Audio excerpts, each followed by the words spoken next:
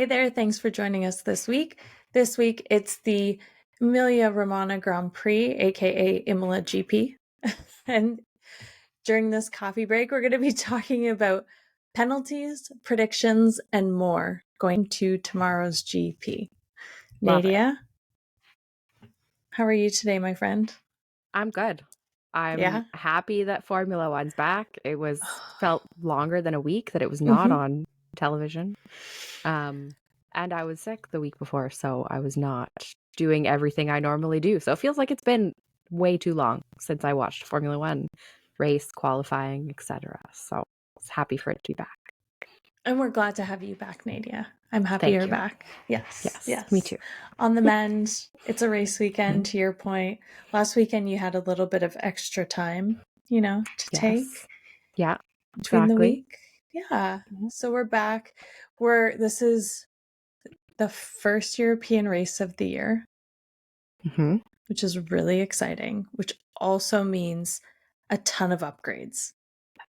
Yes. Not a ton of upgrades, but more upgrades than we normally see, just because logistically it's easier for the teams to get their upgrades, the cars. And so we saw some really interesting performances this weekend. I think we got to talk about Aston Martin. Yes. Because I think it opened up so much in qualifying because of them. So, Stroll, not super surprised where he ended up. I mean, he was in the middle pack kind of thing, which has kind of been what's happening. The points that other teams have been getting is because of his performance. But poor Alonso hit the wall, crashed his car in P3. And then they had to rebuild his car. And then he was out in Q1. Yes. Yeah. It was just a heartbreaking Saturday for Fernando. Yeah. And I mean, I don't know this for sure, but I'm sure because of the car rebuild, it's not normal for us to see him out that soon. So such a sad weekend for him. Well, and the other thing is like exceptionally sad is when you look at the upgrades that McLaren brought last weekend. Not last weekend, when we say last weekend, we are strictly referring to last race weekend, not the actual last weekend. But McLaren brought their upgrades last weekend. Look what happened. Like Oscar was, qualified high up in the grid. And Lando, regardless, I know everyone's going to say safety car. Doesn't matter. He still won. Like Lando still won the race. Yes, Let's all rejoice. And was pulling away for Max in the end. So like I disagree with it was because of the safety car situation. He had pace last weekend. Oh yeah. Yes. And in comparison to the Red Bull, like that is really exciting to see. It is like 8 seconds by the end of the race, which is like unheard of. Usually Max is chasing whoever's in first down around the first corner and he's overtaken them. But it didn't seem to be the case. And again, everyone was saying, oh, there's damage to his car. Regardless, that is the nature of Formula One. That's the nature of racing, right? Like usually that's not always a mistake that Max will make as well, which was also a little bit shocking. But so looking at last weekend's upgrades from McLaren, what it did for them, and then, poor Aston Martin bringing all these upgrades and just it not really doing anything for them, or they were having trouble finding their groove. And then the question for tomorrow is, do they have enough of the upgrades to support Alonso's full package, or will they be having sort of a similar conversation that McLaren had last race weekend? Does Fernando get all of the upgrades, or does Lance have all of the upgrades? I don't know if they don't have enough to be able to properly utilize it across both cars. Like that's the answer. I don't know. But if they can't, I think it only makes sense for Alonso to get them. Regardless, even if they're fighting in the back of the pack and maybe they won't get points, I think they're going to get more out of Alonso trying to see or test out the car than they Mm-hmm. are from Lance. I mean, we've seen that this year. He's not getting the same thing out of the car that Fernando is, and they want to be winning races. So We sorry, don't want to Lance. see we don't want to see another concertina effect with the new upgrades. No, exactly. Yeah, it's kind of that whole, like, McLaren didn't think twice about it. They just gave them all to Lando, which was a smart thing to Yep. do. Mm-hmm. Um, but then you go back to like the whole Williams conversation. Mm-hmm. Remember, we were having the conversation about Williams and does Alex get the car? Does Logan get the car? Right? You never know. Like, Fernando crashed. Mm-hmm. Lance didn't crash. Like, you never quite know what's going to happen. If I was in that position, I would take the safer bet Me too. of putting it on Fernando's car. Yes. And I mean, I took the opposite when we were talking about Logan versus Alex, but I don't know. I don't trust Lance Stroll to not get the most out of it, regardless. We are I Canadians. We are not Lance Stroll fans. Yes, Sorry. yes. We're realists, I think. Yeah. I think we're realists. But I think also the gap between Fernando and Lance throughout the first half or the first few races of the season and the last half of last season is a Mm-hmm. lot greater than the difference in position between Logan and Alex Albon as well. So Absolutely. yes, it's a couple places, but I don't think it's that significant, um, to your point. So yeah, Yeah, it'll be, exactly. we'll see what happens tomorrow though. And Mm-hmm. again, it's not a great track for overtaking, as everyone's been talking about, which is kind of I wild. Like, how was there a sprint there a couple years ago? I didn't watch it in 2022, but like, how in the world is that, like, did anyone even think that was a safe possibility? Like, it right. was carnage at the beginning of the sprint race for F2 this morning. Mm-hmm. I I would love to know more about how they pick which races are sprints, because they're also doing back-to-back sprints a couple times this Mm-hmm. year. Like, Mm-hmm. I don't know what makes that decision happen. Um, but yeah, I think I watched that race, but I honestly don't remember a ton from it. Um, I know this is Nico's first time racing here, which Yes. is a little bit crazy to think of. And But Oscar, I just think. Oscar too. yeah, Yeah. yeah. Like, just the whole, like, there was so much curb situations this week, like so far this weekend. Everybody hitting the curbs or four wheels off the ground over curbs. Or poor Carlos, who is cutting the grass, apparently, according to everybody, because he just constantly kept cutting that one corner. I don't It's surprising to me that it was a sprint. It's also surprising to me anytime like, everybody's talking about it not being an overtaking track. I take it with a little bit of a grain of salt this year, Mm-hmm. because every time they've said that, there's been a ridiculous amount of overtaking. It's always Yuki. It's always True. Yuki in the most Yep. obscure corners that are not meant to be overtake corners. And then once Yuki does it, everyone's like, oh, Oh, okay, I'll try it too. We'll go from there. And I mean, Yuki had a good day today. he also has home field advantage. He Why does he does. have home field advantage? Because their facility is close by, Oh, and yes. when they recruited Yuki, they had Mm-hmm. him doing laps around the track um before they signed him to see how Yep. he would perform in an F1 car, and that was the track that he was doing all the laps on. So, he Oh, has a little bit more experience on this track versus anybody else. yeah. I did not know So, that. yeah, fun fact of the day. Um, Yes. so that's why Yuki was in fine form this Mm-hmm. weekend That's for the good to qualifying. know. Yes, yes. But also, that man had home field advantage, but also Nico was looking Mhm. really good in Q2. Like exceptionally good in Q2. Wasn't he like top of the leaderboard with like 30 Uh-huh. seconds left? Like he was in Yeah. provisional pole. He held, yes, the number one spot for, I want to say it Yes. was about 30, 35 seconds. And And it then was the Max took it, best but he 35 finished, seconds.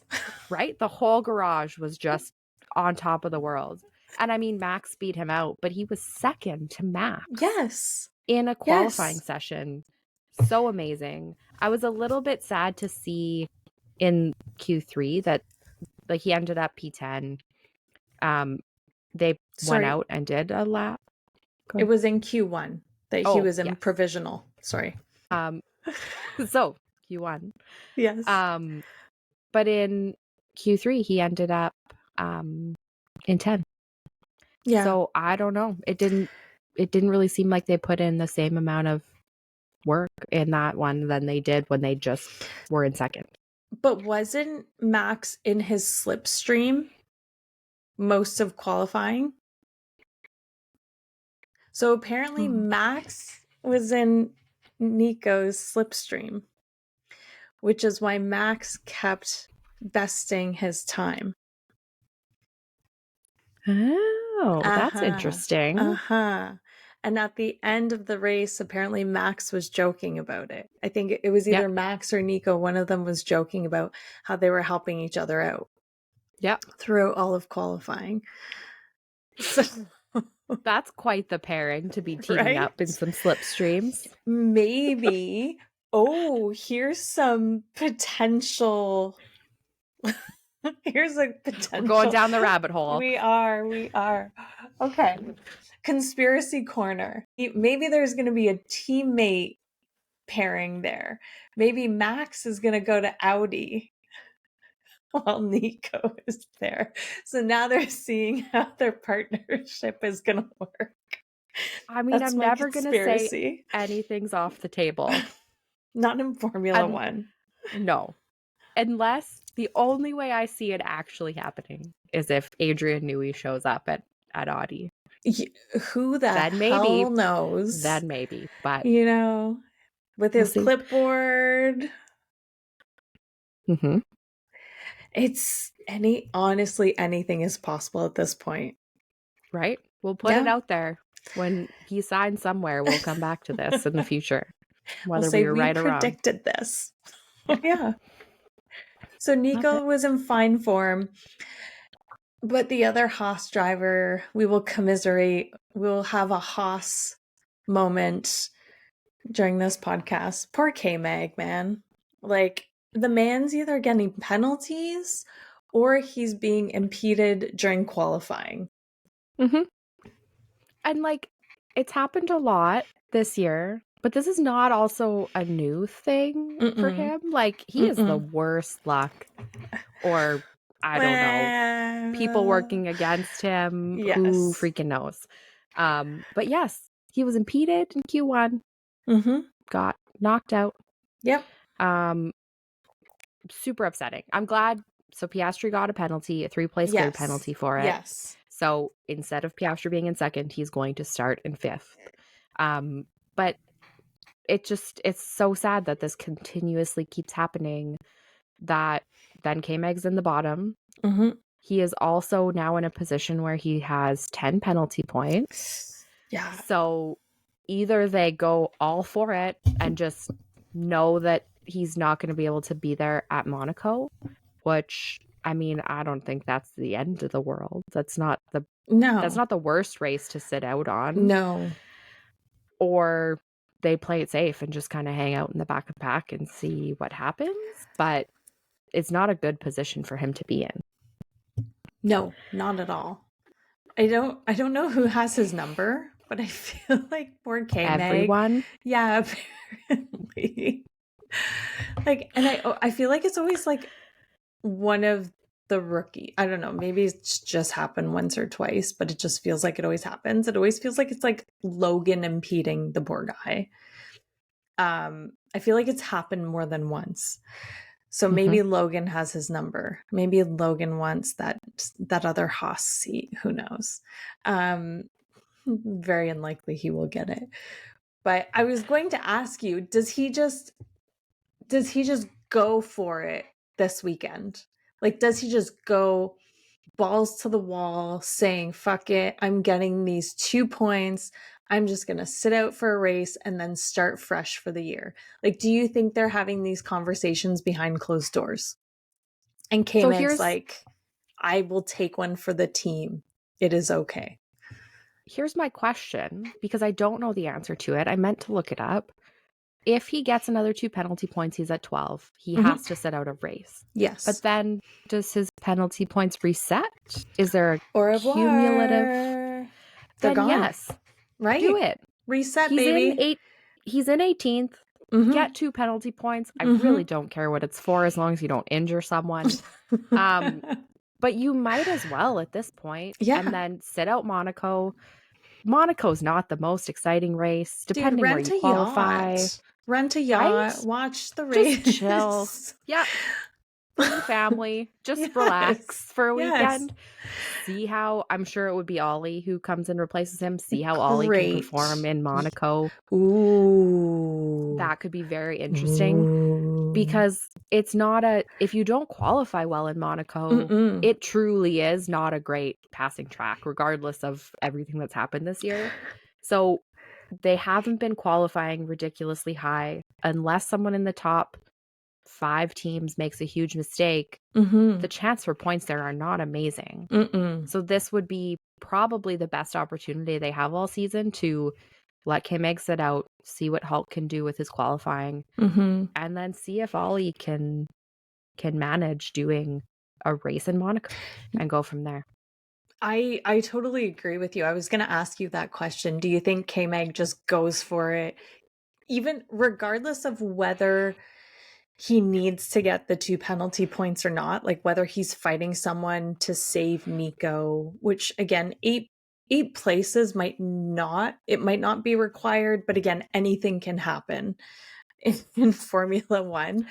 But, or even like to hold back points scoring or whatever it is, like, does he just take them, sit out the race, and then just start fresh? Because it would be in Canada, wouldn't it? I think Montreal is Montreal next? Yes, it is in Canada next. So sit out, come back to the Canadian GP, race that, and start fresh, because I can't imagine what it would be like driving races in a safe way, because his penalties, like, I think his first penalties expire in March or something like that. So imagine driving a whole year on eggshells because of those 2 points. Absolutely not. Like, the smart thing would just take it, start fresh. Because the chances of something happening, even if it's not his fault, like let's say he's driving not as aggressively, which is not a K-Meg thing to do as we know him. No. Something's bound to happen this year that causes him to sit out a race. So control it, do it now. When honestly, I think it makes the most sense. You're not like in a end of the year battle for points. See how Ollie does. We know Hulkenberg's position needs to get filled next year. So whatever happens from there. Although Gene Haas is known for not wanting to sign contracts until closer to the end of the year, which we'll see how that plays out, I suppose. But do it now, and then K-Meg can fight. And I think this weekend, because they're so far apart, what could happen is get Hulkenberg to pit early or at a decent time, leave K-Meg out longer, and then K-Meg is potentially above or right near Hulkenberg after he comes out of the pits. Hold up the crew, get a couple penalty points if you need to. And you still get the points. Right? And keep that point position for Hulk. Yeah. So I think it would make sense for them to do it this weekend. I love the thought of Ollie driving Monaco too, because that is a true test of a driver's discipline, talent. And again, he doesn't have to be in first. It just sort of gives him an idea, him and the team, an idea of, can you cut it on the most difficult track on the calendar?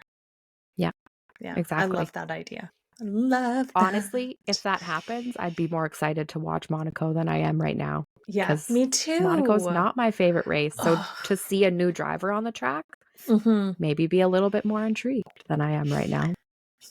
I know Monaco, I only get excited about it if it's going to rain because you know that there's going to be like a red flag and a Mm-hmm. safety car, but Yep. nobody's getting hurt. Nobody's like driving off the cliff like back in the 50s. Mm-hmm. I just, yeah, it's not even the Miami GP, I was not excited about it. Well, neither of us were really excited about it. And then Lando surprised us all and it turned into like one of the best races of the year so Mm-hmm. far. And yeah, I'm feeling the same way about Monaco. Although I am Yep. excited about tomorrow. Mm-hmm. I was really excited about this weekend's race. So I will say one more thing because I feel like I have to say it. People say will it. not agree with me. Say But it. all of this talk about Kevin Magnussen being dirty and he needs to be race banned and there should have been more done. It it bugs the heck out of me because yes, he's doing it on track. He owned up to it. He said Yeah. he's playing a team game. They knew they would get penalty points, Mhm. but they're doing it within the rule book. They were Mhm. well aware. They were just willing to take the penalties.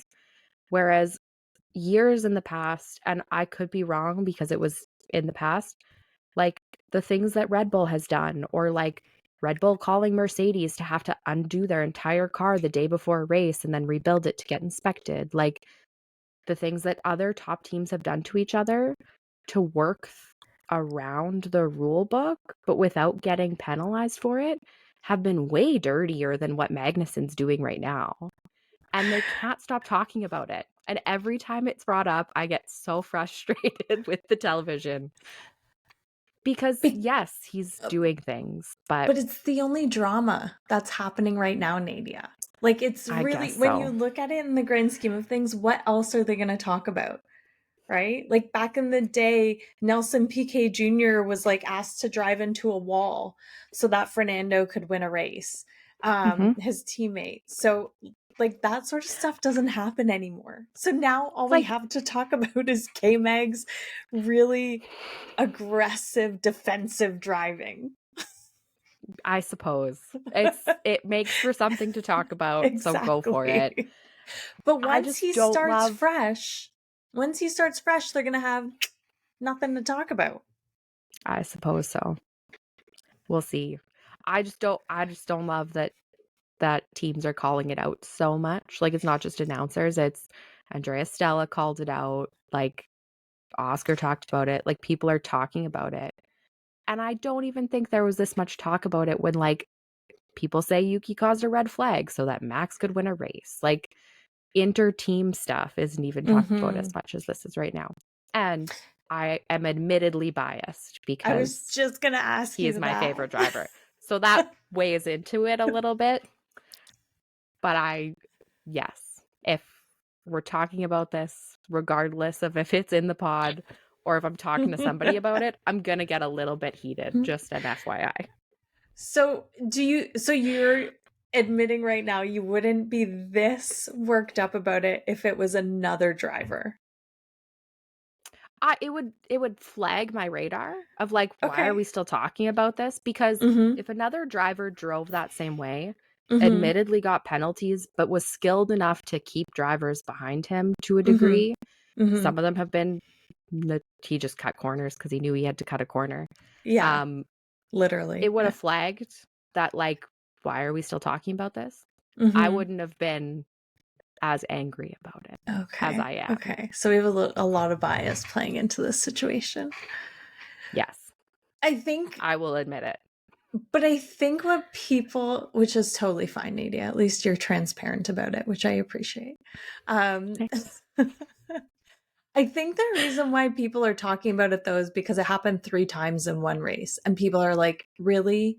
Like, you should have enough restraint, right? He's a professional driver, should have enough restraint to be able to, and I'm just playing devil's advocate here, so we're still going to be friends after this, I know. Oh, of course. But But I think it's people saying, like, could he have defended without the penalties, without going off track, right? Yep. Like, I think that's more or less what it is. Like, did he have to rack up 35 seconds worth of points in one race? After the first two, could he have done Mhm. something a bit differently so that he Yeah. didn't continue getting penalties? Because it was almost like throwing caution to the wind at that point, which again is a little bit irresponsible, but you're definitely going to have a differing opinion that I want to Well, hear. and like, yes, could they have done it differently and potentially held up people behind them? Yes. Did they make the choice to not do it in that way? Yes. And they owned up to that, which Yes. I will say not a lot of people do or have done in the past in Formula Mm-mm. One. And I give him credit for that. Whereas I think some people are not giving him credit because he came right out and said, Oh yeah. yes, we did this knowingly. We knew it was going to happen. But I think the other part of it is they could have made that decision, but there was clearly some restraint there because the stewards weren't able to say, we're going to black and white flag you. They weren't able to ban him from a race because they didn't go that far beyond what was allowed in the rule book. They knew exactly where to draw that line so that something like that wouldn't happen. Yes. But I totally agree. They could have made the decision to not do that. Yes. Would it have ended up that Hulkenberg got the points that they needed him to? Who's to say? We will never know. But I No. think and to your point, actually, is the biggest issue is the FIA rule book. So people Mhm. can talk about it all they want, kind of like that for the Aston Martin challenge of Mhm. Carlos's qualifying. Like, the issue is the FIA. There are so many, not loopholes, but there's so much negative space in a lot of Mhm. these rulings that they're either A, open to interpretation, B, they're not updating their Mhm. rules, even when they say they're going to, which is a huge issue in and of itself. And Yeah. the other thing is, if there is, like, if everyone's going to talk about it, the FIA should just come out and say, like, just stop. Like, they're the Yep. regulatory body. Just stop, right? And even to the point where here's what happened. Yes, we can't give him a penalty. We can't disqualify him, whatever. But from this race moving forward, here's the new Mhm. rule. And that Exactly. would stop it. But Yes. they They don't do that. don't. They don't. And I and want to know that's the point where why. I would love to know why. Because they've introduced new things throughout the year before. Yeah. So, I mean, who's to say maybe there is something that certain things can only happen? But if people are this up in arms about something, I think it would stop so much of let's read between every single rule book and push Mhm. every single line. Mhm. Mhm. Because I mean, you have to be competitive at this point because everyone else Exactly. is going to do it. Yes. So Yes. I agree. I think it all comes back to everything we've talked about. It's up to the FIA to say, is Mhm. this acceptable or is this not acceptable? Exactly. And go from there. Exactly. Yeah. Oh, that FIA. We keep coming Why back to it. I oughta. I know, it seems to be a theme Mm-hmm. because even when we read the regulations and you read the decisions from the stewards and the race director, there's Mm-hmm. always like they deliver the decision, they refer to the rule, Mm-hmm. and then they also say, oh, but here's the caveat. Here's the exception to the rule in this circumstance. And Mm-hmm. here's why. So there's also a lot of that that's taken into account, which again, not every situation is going to be so clear, right? It's not going to be Yep. black and white. There's always going to be a whole bunch of variances that fall into place. But what we've also noticed in reading these regulations is that there is a lot that is missing from them. There's a Mm-hmm. lot that the FIA is not doing in order to clarify these things. The other thing that kind of gets me with regards to this situation, now that we're talking about it a little bit more, is the fact that the announcers like sort of play into this, right? Like, regardless of whether you think it's right or wrong, not the announcer, sorry, anybody who's talking about this, whether you believe it's right or wrong, that is the rule. Hard stop. You're allowed to have your opinion, but your opinion doesn't matter so long as the rule sticks. So to your point, like, why keep beating this dead horse? And I would even go back to saying, because I think the opinion of stewards or the person in charge of race control is not consistent, or their opinions and rulings have not been consistent, that it's open to interpretation, that people's opinion matter. It's not a black and white, or even honestly, it's not even a gray ruling. It's a who's at the track today, who are they connected to, what's going on behind the scenes. There's so many questions that can be asked. Oh yeah. Because it's not like, yes, it's the rule, we're gonna move on. No, the FAA regulatory body needs an additional regulatory body to regulate them. God damn it. We apply for that rule. Okay. Heck yes. I will say though, I apply, but I'm gonna need a second body to be involved in any Haas decision. I was just gonna say, you are not allowed to be a part of any Haas decisions. We will just take that completely away from you. Yeah, done. Because at least you know that there will be a bias there. And I fully admit it. Exactly. That's the thing. Yes. And you've previously never been employed by any team. So I think you would be a pretty good steward / race director minus Haas. Thank you. You're welcome. Right? Yeah. 2-team race director. Yeah. I like to be unbiased, but if you say something that's shitty, you will get a penalty. So maybe I'll help regulate that. You can help regulate Haas. Done.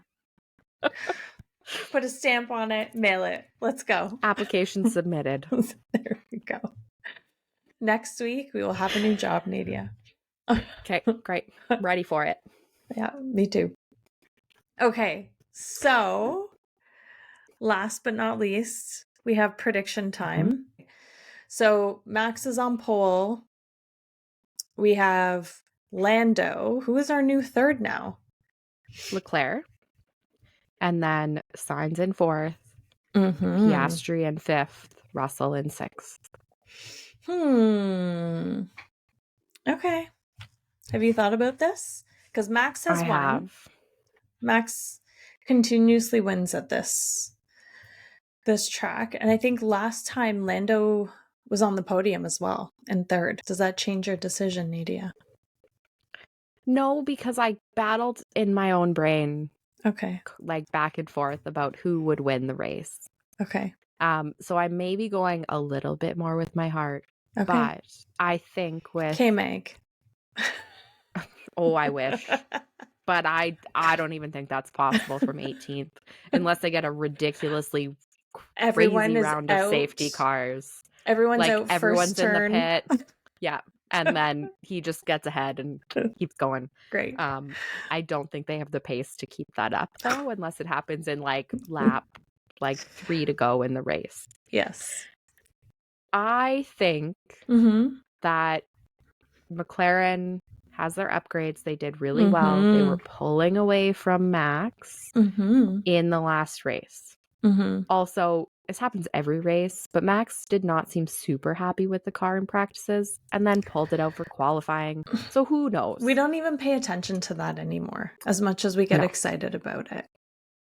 I still am going to say Norris is going to win. Oh, okay. I think he's going to win this race. Okay. Max is going to get second. Carlos is going to get third. Yay. Then Leclerc, fourth. Russell, fifth. Where the heck is Piastri? Well, he's starting in fifth. I know. And I don't think he's going to maintain it. I think Russell's going to beat him out. Oh, interesting. Okay, fascinating. What do you think? Well, I don't know. I'm kind of struggling with this one too.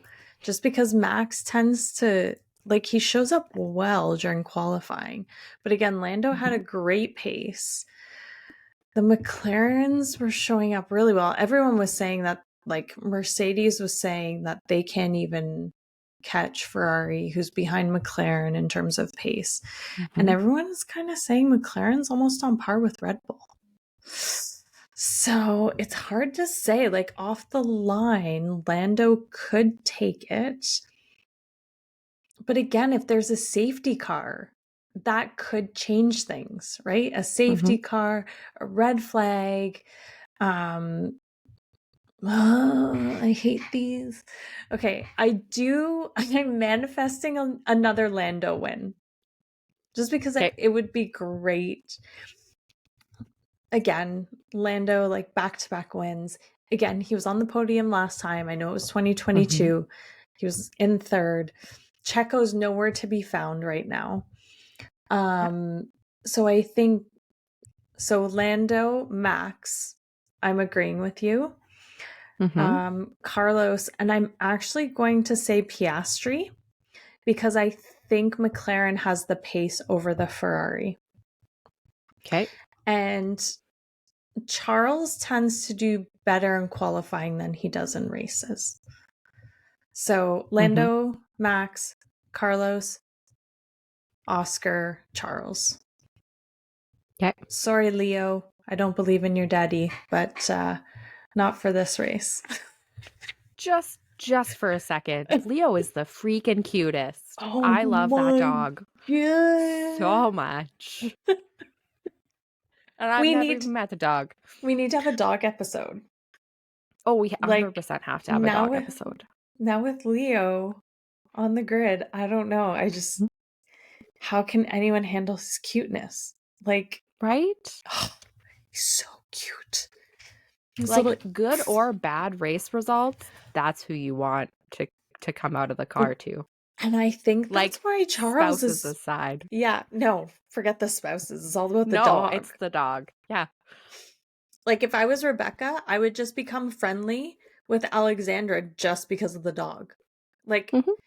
I don't know if they're friends. I'm just saying if I was always in the paddock, I'd become your BFF because of that dog. Right? Yes. 100%. Yes. Yes. He's the cutest content on the internet right now. Yep. Minus Yogi. Absolutely. But Leo's Yes. goddamn cute. Yeah. Mhm. Mm-hmm. Do you think there's going to be any red flags or safety cars? Do you think there's going to be DNFs this weekend? There was 5 I in the don't F2 sprint. Jeez Louise. Um I don't know if there's going to be full-blown red flags. Um or DNFs, but I think there's definitely going to be safety cars. Mm-hmm. There's going to be because everybody was all over the curbs, cutting corners Mm-hmm. left, right, and Mm-hmm. center. Mm-hmm. Yes, they were going all out because they were trying to get fast laps in, but there's no way that someone's not going to end up off and touching a barrier or Mm-hmm. some part of their car on the track. Mm-hmm. So there's going to be some interesting shakeups for sure. I Um, agree. I don't know if it's going to affect the top 5 though, because even with all the safety cars that have happened this year, they've still, with their pit strategy, their tire strategy, have been able to stay out in front. But there's going to be some intrigue, I think, going on tomorrow. Yeah. I think there's going to be a red flag. I think Yeah. there will be a serious impact. I don't know if it'll be off the line or during an overtake attempt, but I think there's going to be a red flag for sure. Yeah. Just to your In point, every, based on what we saw happening during like FP and quali, like FP even, Mhm. when you're just testing the car. So, Exactly. Every single race, like, do not breathe for the first 45 seconds when they're going through the first 2 corners. So that will never change, but we'll see if something happens. but how do you like? Do you not find it the most difficult thing to try and watch the entire grid off the line? Like, Yes. how are our eyeballs supposed to comprehend all of that? All 20 cars. There's two things that help me. I don't pay attention to the front cars. My partner Okay. does. Okay. And then I look at the back Oh, because you I'm guys have a expecting whole that's where it's going to strategy. happen. The other thing that happens is I have an iPad and we watch on the TV. Yes. I usually have the iPad on as well, so that if something happens, I can like circle back and just rewatch it if I need to, because they'll replay it, but it might take a little bit of time. And the iPad is notoriously about 5 to 10 seconds behind. So if I see something happen on the TV, I can then look at the iPad and see it happen again. You know what would also be a smart thing? I'm going to try this tomorrow. If you Mm-hmm. do the driver cam on Mm-hmm. your iPad or laptop of one of the back grid cars, you can see everything happen Mm-hmm. in front of And you. you can even turn the volume down. Like it just gives you a vantage point to be able to see what's going on back there. I think I have a new way to watch the race tomorrow morning. Okay. Can't wait. Maybe it'll be K-Mag TV. You're right. That's who I used to always watch. I think I'll watch K-Mag. Okay. For the first 40 he is right seconds. in the back. Yeah. So yeah, there could be some interesting things happening. Mm-hmm. I think it would also be interesting to watch one race from Lance Stroll's perspective. Just to see what's going on. Just to see what he's seeing. Just to see what goes wrong or why things go wrong. Or like even like where is he looking when he's going through certain turns and corners? Yeah, it'd be an interesting one. Ever the patriotic Canadian, Nadia. Ever the patriot Yeah, I really am. you are. Oh yeah. Prove me wrong, Stroll. Prove me wrong. I'm open to it. Yeah, give us a win. Yeah. Give us a win, and then you'll get us back. But he's also isn't he from Quebec? Yes. And they're always the province that wants to separate from us anyways. So he's Canadian, but like not really fully Canadian. Because they're always one foot out the door. Those crazy Quebecers. We're real political the last couple weeks. Yeah, but what fun is it when you can't like laugh about the political aspect of things? Right? Life's too short. Yeah. And I mean, Montreal's in 2 weeks, so. Yes. All those groundhogs are going to be destroying everyone's day. True. I forgot about them. So they can't like trap and release them. They can't kill them. They just have to do their best to like, I don't know what they do, cover the holes. I don't know. But they try and like keep them out. Yeah, they try and get them as far away from the track as possible. Mm-hmm. But you can't get them all. So that's why they end up getting demoed by the cars on the track. Like, I get it. Like, there's protections in place for a reason. Mm-hmm. But I feel like it would be a little bit more humane to humanely catch them and just move them away from the track for the weekend. But there's too many. Have one get hit by a car. There's too many. Yeah, I guess. There's way too many. It's the entire island. Like, it's not a huge island, but they're protected species on the island. And it's the only time of year that they have to worry about them. So to your point, yes, maybe do better at like trying to like trap and release them back on the island, number one. Right. But like imagine the amount of groundhogs that they would have to like trap and release. Like you need like transports. Maybe they should just build a paddock just for the groundhogs. Right? A little like over something or a barrier so they visit can't them. Or find another location. True. Yes. Just move that. But I do have an idea now for the Montreal Grand Prix in Canada. I feel like I need a groundhog tracker. Oh, yeah. Just to see how many times it pops up if this was actually as important as we made it out to be today. Okay. Do we want to do that? Yeah. Do we want to count how many I'm all for times it. a groundhog makes an appearance? There's Yep. like little families on the side of the track too. It's like a full-fledged family. Mm-hmm. Yeah. Poor little buggers. Right? Something to I'll do look it. forward to. Right? Yeah. But tomorrow we get to watch the Emilia Romagna Grand Prix at Imola. Can't wait. Beautiful. We'll connect Glad you were the one tomorrow. saying that. I think I botched it, but it's okay. I'm not Italian. I can't roll my R's. Right? Yeah, me neither. It's kind of tough Worse. to do. All right, Nadia. Okay. We'll see you tomorrow. We'll see how our predictions roll out. Sounds good. All right. See you later. Thank you for joining us this week at the Chicane Cafe. Follow us on Instagram at the Chicane Cafe. Our podcast is available wherever you get your podcasts. And for a video version of our pod, watch us on our YouTube channel at the Chicane Cafe. And remember to hit that subscribe button.